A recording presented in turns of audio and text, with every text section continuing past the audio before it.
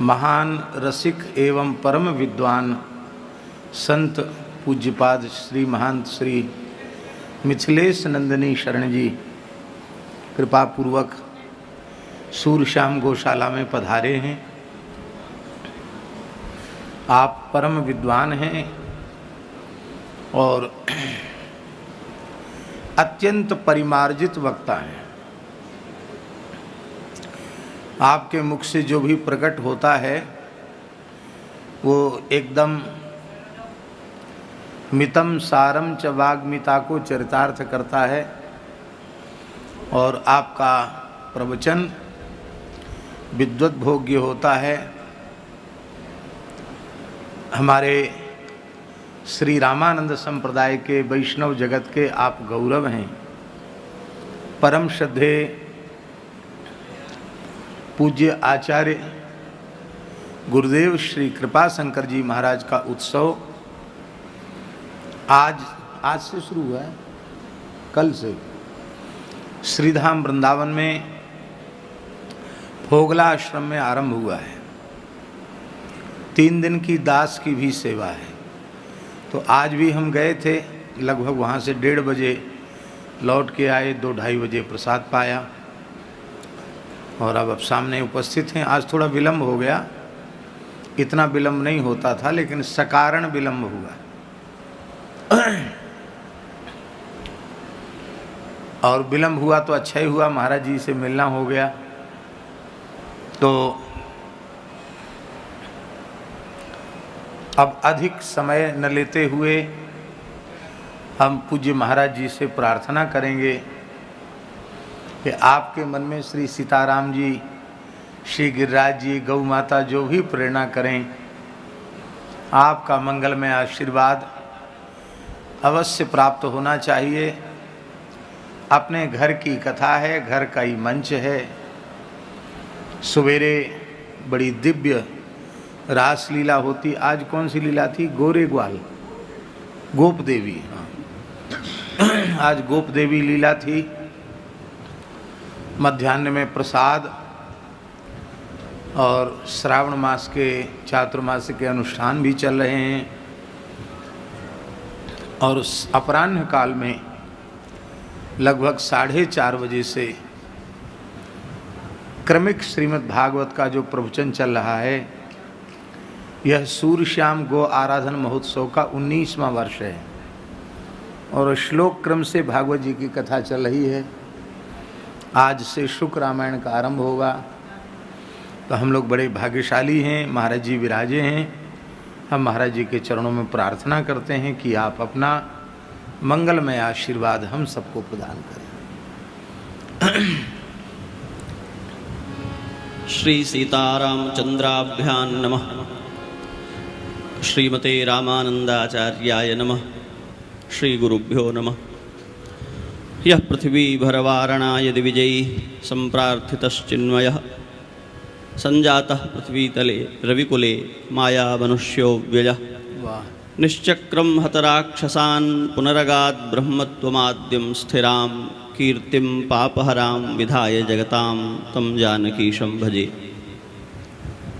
भगवान श्री सीताराम जी के अनुग्रह से, श्री हनुमान जी महाराज के अनुग्रह से, श्री सद्गुरुदेव भगवान की कृपा से यह अलभ्य लाभ दास को सुलभ हुआ। पूज्य आचार्य जी की स्मृति को कारण बना करके श्री वृंदावन धाम की यात्रा का सुयोग बना और उसमें भी विशेष मणिकांचन योग। वहाँ आकर के दास दर्शन करके कदाचित लौट जाता, पर आचार्य चरण की पूज्य श्री महाराज जी की ऐसी कृपा, ऐसा अनुग्रह हुआ कि दिन में भी वहाँ वाणी सुनने का सौभाग्य मिला। और अभी यहाँ श्री सूर्यश्याम गौशाला में आकर के श्री महाराज जी के दर्शन का, सान्निध्य का, गौ माता के दर्शन पूजन का और पूज्य श्री ठाकुरदास बाबा के समाधि का, उनके विग्रह का दर्शन पूजन श्री महाराज जी के पीछे चल करके करने का अवसर मिला। दास के कुछ कहने का ये प्रसंग नहीं है। पूज्य गुरुदेव बारंबार ये बात निर्देश करते थे, जब भी सभा में मंच पर कहीं बुलाया जाए दास के गुरुदेव श्री राजगोपाल के पूज्य श्री महाराज जी, और कथा के पूर्व में या विराम में आए हुए संतों मनीषियों से आयोजक आग्रह करते थे और सभी महापुरुष कुछ कुछ बोलने लगे। प्रायः कथा के बाद बहुत देर तक तो दास के पूज्य गुरुदेव इस बात पर रोष प्रकट करते थे कि देखो, सुनने आए हो, जो सुनकर बोलना प्रारंभ कर दे उसका सुनना तो व्यर्थ हो गया। सुन करके मौन हो जाए, उसका मनन करता रहे, उसका चिंतन करता रहे और इस बात पर ध्यान एकाग्र करे, ऐसा अनुशीलन करे कि यह जो सुना गया है मुझ में कितना ये है, कितना इसको अंगीकार करना है, इस पर कितना और अभ्यास करना है। श्रवण मनन और निधिध्यासन की परंपरा है। श्रवण करने के तुरंत बाद फिर कोई वाचन करने लगे। और हम सब के आचार्य पूज्य श्री महाराज जी, दास तो रसिक परंपरा का एक बालक है, कोई अधिकार नहीं है और उस परंपरा में प्रवेश करने, रस रीति की चर्चा करने का अधिकार भी नहीं है। ये तो सद्गुरुदेव का अनुग्रह है। हम लोग नित्य जिस परंपरा की वंदना करते हैं उस परंपरा को इस बात का श्रेय है कि वे जिसको अपनाएं उसको धन्य कर दें। प्रभु अपने नीचो आदर ही, तो उसमें प्रवेश मिल जाए, वो उपासना प्राप्त हो जाए। नित्य रसिकों की परंपरा है, कोई भी मंगल उत्सव हो, जन्मोत्सव मनाएं, विवाहोत्सव मनाएं, आचार्यों का उत्सव करें। महाराज श्री नित्य पद से प्रारंभ होता है, नमो श्री अग्रस्वामी पदकंज। श्री अग्रस्वामी की वंदना करनी है, उसके बिना रसरीति में प्रवेश नहीं। आचार्यों की वाणी गाने का भी अधिकार मिलेगा जब श्री अग्रस्वामी की वंदना कर लेंगे तब।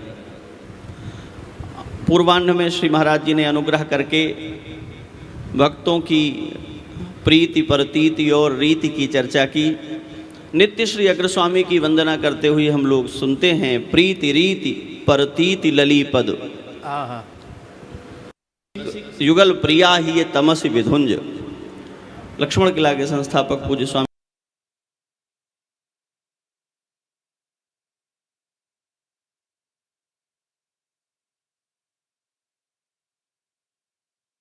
करते हैं और कहते हैं कि जो रसिकों की गति, और हमारे यहाँ परंपरा है, महात्मा गाते हैं कि प्रवचन करके, भाषण करके, उपदेश करके, तर्क वितर्क करके आप बहुत कुछ कर सकते हैं, पर रसरीति में प्रवेश नहीं हो सकता। रस उस मार्ग से प्रवेश करता नहीं है, वो तो सीजता है धीरे धीरे धीरे।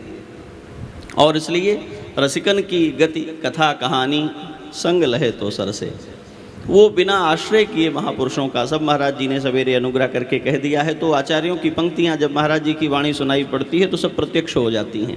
जो कुछ पढ़ा सुना हुआ है महाराज श्री की वाणी सुन करके वो सब भीतर प्रकट होता है और तब दिखाई पड़ता है कि नित्य हम जो वंदे गुरु परंपरा कहते हैं वो परंपरा क्या है। महर्षि वेदव्यास की, महर्षि वाल्मीकि की और हमारे पूर्वाचार्य शास्त्रकार स्मृतिकार जो मनीषी हुए हैं, उन्होंने जो कुछ हम लोगों के लिए पाथेय दिया है अनुग्रह करके, वो सब महाराज जी की वाणी में प्रकट हो जाता है।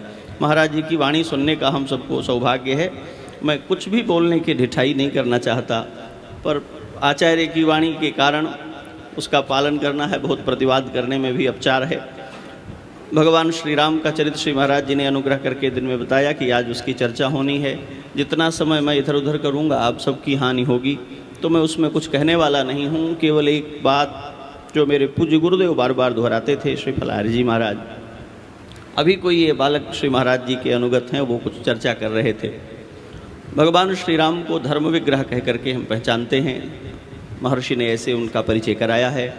और उनके समस्त चरित्र में बार बार जो एक बात मर्यादा पुरुषोत्तम होने की, धर्म विग्रह होने की, जो नई पीढ़ी है जिनका शास्त्र की परंपरा से, जिनका आर्ष वाङ्मय से बहुत ठीक परिचय नहीं है, महानगरों में रहते हैं, आजीविका के लिए प्रायोगिक प्राविधिक शिक्षाओं में पढ़े हैं, पर कुछ ऐसी कृपा हो गई है श्री रघुनाथ जी की कि श्री महाराज जी की वाणी देश विदेश में सर्वत्र पहुंच रही है संचार माध्यमों से। और वे लोग, अभी मैं निवेदन कर रहा था, जो बहुत पात्र नहीं हैं, जिनको बहुत संस्कार नहीं मिला है परंपरा से, वे सब भी उन्मुख हुए हैं, वे सब भी उत्कंठित हुए हैं, सुनना समझना चाहते हैं। भगवान का धर्म विग्रह होना एक सामान्य व्यक्ति के लिए, जिसको हम चलती फिरती भाषा में लेमैन कहते हैं, कैसे समझ में आएगी उसे। और जब वो ये देखने जाएगा तो जो शास्त्रीय निकष हैं उन पर जब जाएंगे तो भगवान के धर्म विग्रह होने को ऋषियों ने वेद के मार्ग से, स्मृति के मार्ग से निरूपित किया है। पर उसका एक सरल जो परिचय है, भगवान श्री राम अपने संपूर्ण जीवन काल की अपनी सभी चेष्टाओं, सभी क्रियाओं में सदा ये सुनिश्चित करते हैं कि यह जो कुछ मैं कर रहा हूँ यह मेरे राम होने को चरितार्थ करता है या नहीं। किसी काल में, किसी क्षण में, किसी भी दबाव में, प्रभाव में, आकर्षण में, विकर्षण में कभी प्रभु यह विस्मरण नहीं करते। जब उन्हें मर्यादा पुरुषोत्तम कहते हैं, प्रत्येक व्यक्ति धर्म का यदि इतना ही आशय ग्रहण कर ले कि मुझे स्वरूप की रक्षा करनी है, वाह, ये ऐसी हानि हुई है समाज की, केवल संतों के विषय में नहीं, समाज में कहीं किसी भी भूमिका में रहने वाला व्यक्ति अपने होने के प्रति ईमानदार नहीं है। चिकित्सक ये अनुभव कर ले कि मेरा कर्तव्य ये है, शिक्षक ये अनुभव कर ले कि मेरा कर्तव्य ये है, पिता ये अनुभव करे कि मेरा कर्तव्य ये है, और पुत्र ये अनुभव करे कि मेरा कर्तव्य, मेरी सीमा ये है। हम अपनी सीमाओं में जीना सीख लें तो हमारे जीवन में जो मर्यादा का तात्पर्य है वो घटित हो जाएगा। प्रत्येक अपनी सीमा का उल्लंघन करता है, वर्ण के स्तर पर, आश्रम के स्तर पर, और फिर लगता है कि किसी धूप दीप आरती से भगवान को बहलाया जा सकता है। पूजन विधि, अर्चा, ये सब वंदनीय हैं, इनके तिरस्कार की बात नहीं है, पर यदि पूजा विधि ही कुछ बड़ी चीज़ होती तो लंका में भी होती ही थी। तो रावण, कुंभकर्ण आदि भी बड़ी बड़ी जटिल पूजा विधियों का पालन करते थे, इसमें कोई संशय नहीं है। प्रातःकाल महाराज श्री अनुग्रह कर रहे थे, अहिरावण जब बलि देने जा रहा था तो ऐसा नहीं है कि वो अविधिपूर्वक कोई बलि देने जा रहा था, भगवती का आराधक था और बलि ही देने जा रहा था। तो जब तक अपने स्वरूप की रक्षा किए बिना, जब तक अपने स्वरूप को ठीक ठीक पहचान करके उसमें अपनी निष्ठा स्थिर किए बिना कोई शक्ति की साधना करेगा, तो पुराण की कथाएं कहती हैं कि असुरों ने भी बहुत तप किए हैं, तप से शक्ति मिलती है, पर वो आपको श्री राम का अनुगत नहीं बनाती, धर्म विग्रह नहीं बनाती है। तप से शक्ति प्राप्त हो जाएगी, पर उस शक्ति का उपयोग, उसका विनियोग कहाँ हम करने वाले हैं। भगवान श्री राम सर्वत्र जहाँ कहीं कोई प्रसंग उपस्थित होता, भी क्या आयु है, महाराज जी ने अनुग्रह किया प्रातःकाल तो कहा भगवान 15 वर्ष, किन्हीं महापुरुषों ने 12 वर्ष भी कहा। पुष्प वाटिका में श्री किशोरी जी का प्रथम बार जब उनके मुखचंद्र का दर्शन श्री रघुनंदन को हुआ और मुग्ध हो गए, वैसी मुग्धता की अवस्था में, वैसी विह्वलता की अवस्था में, उसी क्षण में भगवान के अंतःकरण में ये बात प्रकट होती है कि ये मुग्धता मेरे अनुरूप है क्या।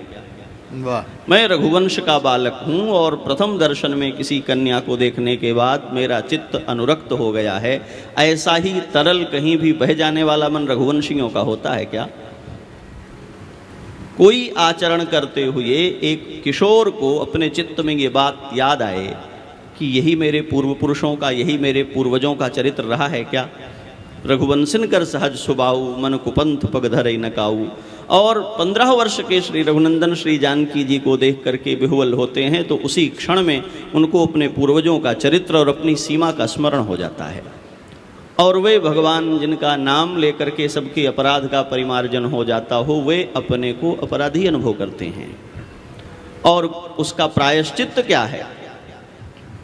तो श्री विश्वामित्र महर्षि के सम्मुख जब लौट करके आते हैं तो पुष्प तुलसी दल उनको अर्पित करते हैं और हाथ जोड़ करके गुरु जी के आगे खड़े हो जाते हैं। हमको बहुत देर हो गई।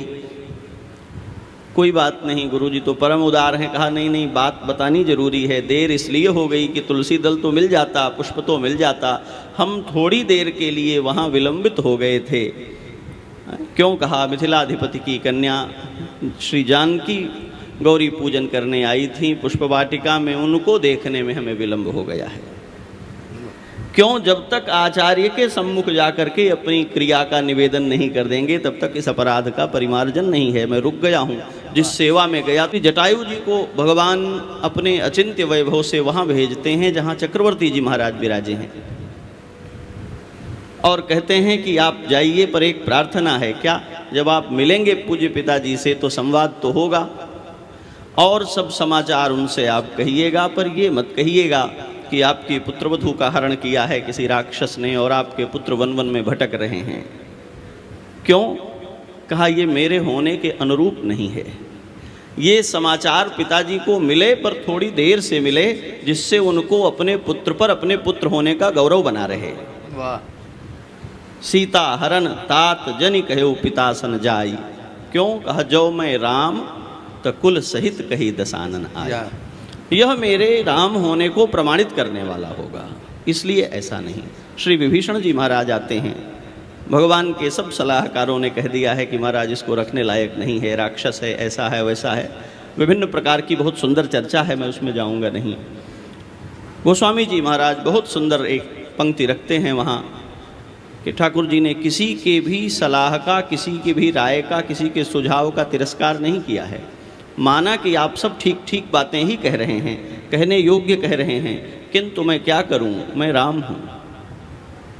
सुनो सखा निज कहूँ सुभाऊ, जान भुसुंडी शंभु गिरिजाऊ, जो नर होई चराचर द्रोही, आवय सरन सभय तकी मोही, तजी मद मोह कपट छल नाना।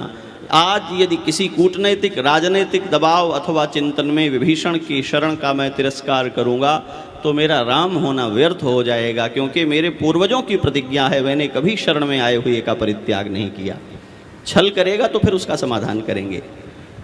एक बात श्री रघुनंदन के चरित्र से हमारे चित्त में, हमारे अंतःकरण में आ जाए कि बहुत बड़ी बड़ी प्रतिज्ञाएं, बहुत बड़ी बड़ी सिद्धियां और आराधन हमसे न बने।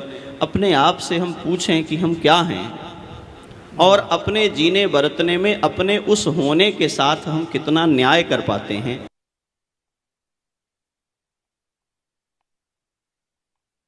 व्यास ने श्रीमद् भागवत में स्थापित किया है। महाराज श्री का बड़ा अनुग्रह है। दास के मन में बहुत दिनों से ये बात चलती है कि इन 2 अध्यायों में जो श्री रामचरित प्रकट हुआ है वैसा संभवतः कहीं इतना रहस्यमय, इतना गूढ़ और इतना अर्थपूर्ण कदाचित कहीं हो। ऐसा कहने वाला कोई, हम लोग कई बार दिव्यताओं को अतिरंजित करते हैं, उनको अलंकृत करते हैं और उनकी मौलिकता सामान्य व्यक्ति के जीवन से दूर हो जाती है। जो महान हैं, जिनकी आरती पूजा होती है, उन्होंने उस महानता की यात्रा में क्या सहा है, ये भी हमारे सामने आना ही चाहिए। नहीं तो आकर्षण, महाराज श्री का यह वैभव देख करके बहुत सारे लोग ऐसा वस्त्र पहन सकते हैं, ऐसी ही माला, ऐसा ही आसन बना सकते हैं, पर यह होने में कितना तपना पड़ता है। जब तक इससे किसी का साक्षात्कार नहीं होगा तब तक यह नहीं हुआ जा सकता है। तब तक जो कुछ हुआ जाएगा उस होने में छल विद्यमान रहेगा। हम महापुरुषों की महानताओं, दिव्यताओं को अतिरंजित करते हैं ताकि उनमें लोगों की प्रवृत्ति हो, पर उनके जीवन का जो तप है, स्मरताम हृदय विन्यस्य विद्धम दंडक कंटकैहि, ऐसा कहने वाला क्या अवदान है भगवान श्री राम का। उनके समग्र जीवन को लेकर एक संदेश बनाया जाए उनके अनुगत लोगों का, तो वो क्या है। कहा, जब सतपथ पर चलते हुए तुम अपने पाँव के कांटे, अपने घाव गिनना बंद कर दोगे तभी श्री राम के अनुगत हो। यदि राजधानी और मुकुट देख करके श्री राम की ओर बढ़े हो तो पता नहीं कितने दिन उनके पीछे चलने वाले हो।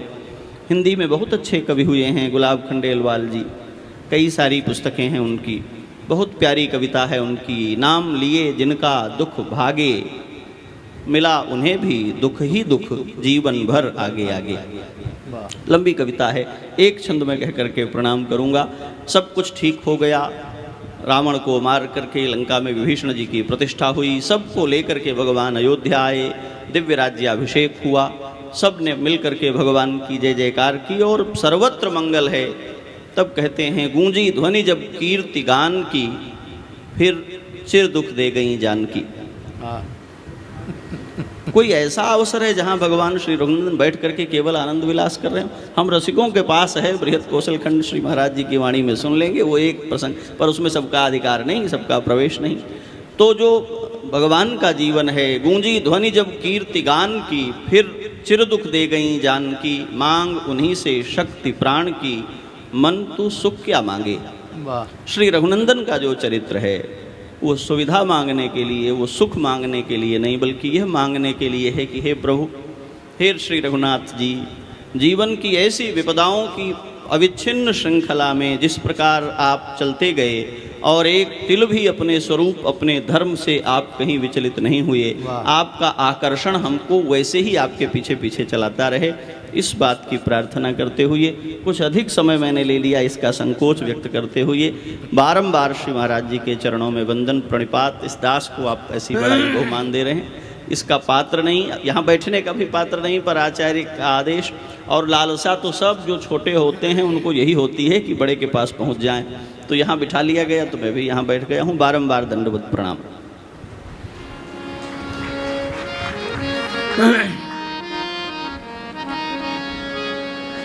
हरि ओम तत्सत्। श्रीमते रामचंद्राय नमः। ओम नमः परमहंसास्वादित चरण कमल चिन्मकरंदाय भक्तजन मानस निवासाय श्री रामचंद्राय।